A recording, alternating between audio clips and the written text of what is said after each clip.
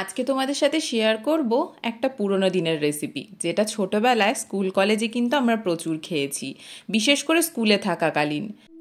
আমি তো যখন স্কুলে পড়তাম সেই সময় স্কুলে এরকম ছোটোখাটো চুটুর পুটুর খাবার কিন্তু আমরা খেতেই থাকতাম। আর সেরকমই একটা খাবারের নাম হলো এই তেঁতুলের গুলি।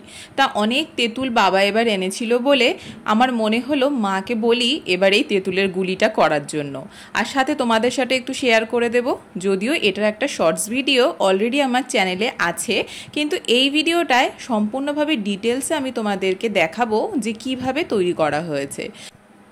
প্রথমেই দেখতে পেলে তেঁতুলগুলো আমি একটা থালার মধ্যে ঢেলে নিয়েছি, তারপরে তার গায়ে যে আঁশটা আছে সেটাও কিন্তু মা সুন্দর করে ছাড়িয়ে নিয়েছে। তারপর আমি একটা পাত্রের ভিতরে তেঁতুলগুলো খানিকক্ষণ ভিজিয়ে রেখেছিলাম, যেহেতু তেঁতুলের কাঠটা আমার প্রয়োজন ওই জন্য। তেঁতুলের এবার কিন্তু দেখে নাও একটা ঝাঁঝরির মধ্যে করে নিয়ে মা কিন্তু তেঁতুলের কাঠটা সম্পূর্ণভাবে বের করে নিয়েছে। এতে খুবই ইজি হয় প্রসেসটা।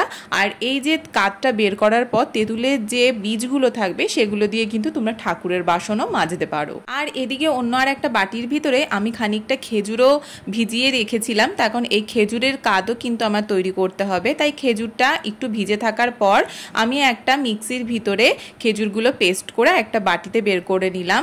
এইদিকে একটা ননস্টিকের ফ্রাইং প্যান বসিয়ে তাতে 2 চামচ মতো ঘি দিয়ে তারপর ঘিটা একটু গরম হয়ে আসলে তেঁতুলের কাঠটা কিন্তু পুরোটা ঢেলে দিতে হবে এবং সাথে খেজুরের যে কাঠটা আছে সেটাও ঢেলে দিতে হবে। তারপর আস্তে আস্তে নাড়তে থাকতে হবে। আর তার সাথে পরিমাণ মতো আমি গুঁড়ো দিয়ে নিয়েছিলাম। আর খুব সাবধানে কিন্তু এই টাইমটায় নাড়তে হবে, তার কারণ প্রচণ্ড পরিমাণে এই যে মিশ্রণটা প্রচণ্ড পরিমাণে কিন্তু গায়ে ছিটে আসতে পারে, তখন টকবক করে কিন্তু ফুটতে থাকে। খানিকটা নেড়েচেড়ে নেওয়ার পর তারপর আমি পরিমাণ মতো নুন আর তার সাথে অল্প একটু লঙ্কার গুঁড়ো দিয়ে ফের খানিকটা কিন্তু নেড়ে নিতে হবে। আর এটা কিন্তু টানতে বেশ একটু সময় লাগে, তাই জন্য ধৈর্য ধরে গ্যাস কিন্তু সিম করে দিয়ে এটা নাড়তে থাকতে হবে। গ্যাসের ফ্লেম যদি তোমরা বাড়িয়ে দাও তাহলে কিন্তু এটা তিতো হয়ে যাবে।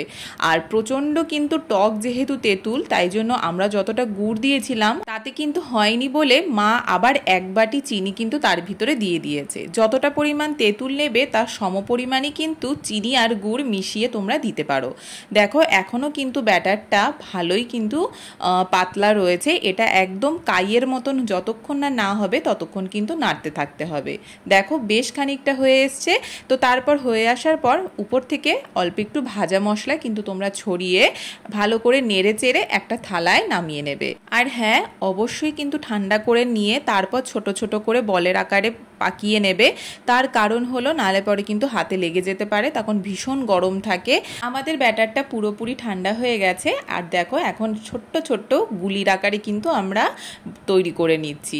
আর আরেকটা জিনিস আমি তোমাদের বলতে ভুলে গেছি, এই যে সাদা সাদা মতন দেখছো এটা কিন্তু চিনির গুঁড়ো। তো তোমরাও এরকম চিনি অল্প একটু মিক্সিতে করে গুঁড়ো করে নেবে। তারপর এই তেঁতুলের গুলিগুলো তৈরি করে চিনির গায়ে মাখিয়ে নিলেই তৈরি হয়ে যাবে ছোটবেলার মতো স্কুলে খাওয়া সেই তেঁতুলের গুলি। খেতে কিন্তু বেশ ভালো লাগে। জানিও কেমন লাগলো। ভালো লাগলে অবশ্যই লাইক শেয়ার কমেন্ট করা হচ্ছে আবার একটা ভিডিওতে।